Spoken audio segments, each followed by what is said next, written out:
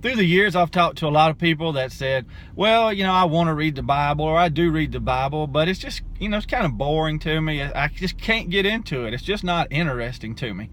And the reason that the Bible is not interesting to a lot of people is because they read it more like a history book. That this is American history that we study in school, and it's just kind of boring. You're reading about other people. That's just, either you really love American history or you just really don't care anything about it. And the same way with the Bible. If you read the Bible as just a book of history of mankind, then you may like that. If you like history, then you'd like it. If you don't like history, then you probably wouldn't like it. But if you read about when someone is tempted and they overcome the temptation, or they yielded to the temptation, what lessons can I learn to keep me from yielding to the temptation?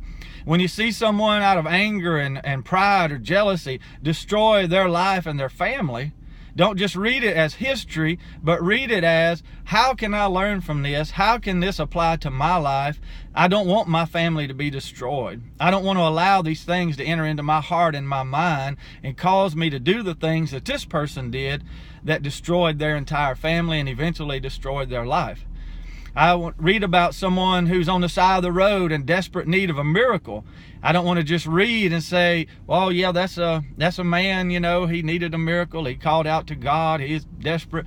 But I need to see a man who had a desperate need. I may have a need. My family may have a need. Someone I know may have a need, and they need a miracle from God.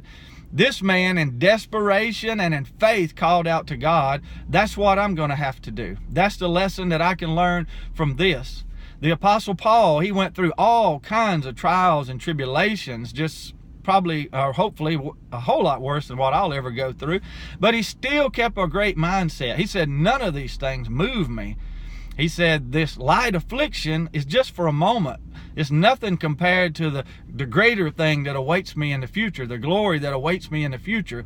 I can learn from his thoughts, from his mindset, the things that he had to do and the things he had to think to make it through those hard times. So don't just read the Bible as a history book, but read it as a book of examples of things that we can do and things we cannot do. It is a book of life. It is a book of hope. It is a book of love. It's a book that God inspired. He gave it to us, and he said, use this word because it has the answer to every area of your life.